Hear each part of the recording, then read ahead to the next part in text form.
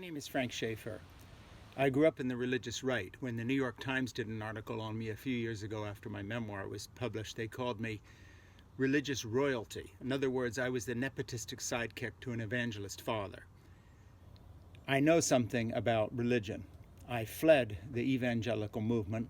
I fled the ugliness of the religious right, and I am a progressive activist, artist, and writer these days. That said, when Amy Coney Barrett was appointed to the Supreme Court by Donald Trump, what people overlooked was not her Roman Catholic upbringing, but the fact she is part of a cult called People of Praise. And I spoke about this.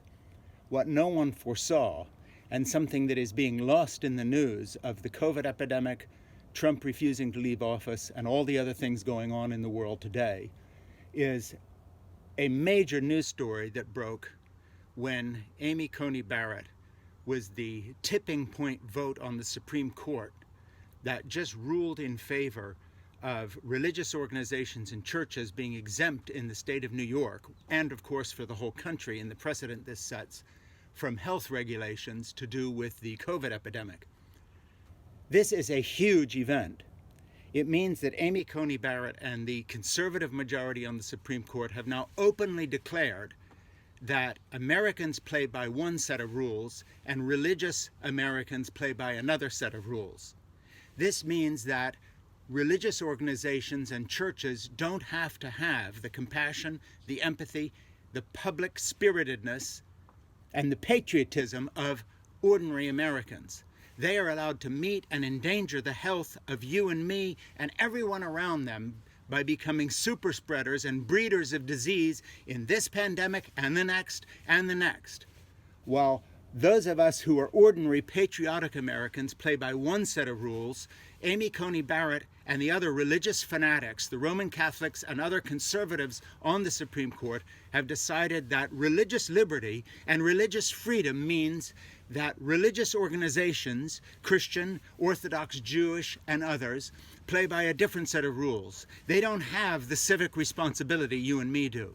Now, these folks already get tax exemptions so that they can create multimillionaires, and even in the case of Pat Robertson, a billionaire or two, of folks who don't pay taxes on their so-called religious empires and organizations with their private jets and all the rest of the trimmings that religious leaders have, who run the kind of cults that Amy Coney Barrett is part of.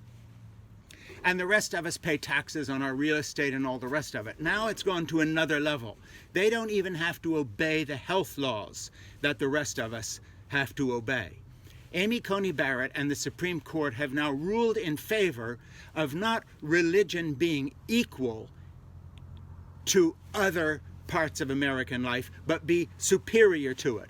They are laying the groundwork for a theocracy in this country where, whether it comes to women's rights, whether it comes to gay rights, whether it comes to racial rights, religious organizations can exempt themselves. So if a religion, for instance, believes that black men are inferior to white men, on the basis of religion, the precedent set by Amy Coney Barrett and the Supreme Court is that they don't have to obey the civil rights law the rest of us do. They've already talked about this when it comes to special rights for people who don't want to bake a cake, for instance, for a gay wedding, or special rights for people who own apartments who won't rent to a gay married couple, or, quote, special rights for those who don't want to allow gay people to adopt children. And now they don't even have to keep health regulations. In the name of religious civil liberties, I warn you, I tell you, I see this coming. A first-class citizenship is going to be bestowed on religious people and their organizations that other Americans are bereft of. Amy Coney Barrett and the Supreme Court are setting a precedent saying, if you're doing discrimination in the name of religion, if you disregard other people's health and don't want to wear a mask in the name of religion, who say, we don't care about your health, we're going to become a super spreader organization, fine with us. If you want to be some Southern Baptist congregation in Georgia or Mississippi, and you say, we're going to meet and we're going to have funerals and weddings and become super spreader organizations, we don't care. We're doing this in the name of religious civil liberty. One other thing. This also reflects the magical thinking that Amy Coney Barrett believes in, that somehow God intervenes in history, and so we're exempt from normal health regulations because you can pray it away. It's a miracle. The magical thinking of praying away illness or God protecting you somehow because you're in church so nothing will happen. A shared communion cup can't spread germs because it's the blood of Jesus Christ.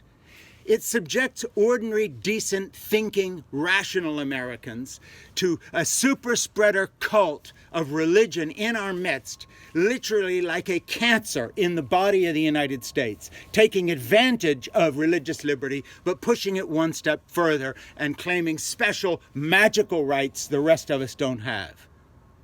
This is a disaster. My name is Frank Schaefer.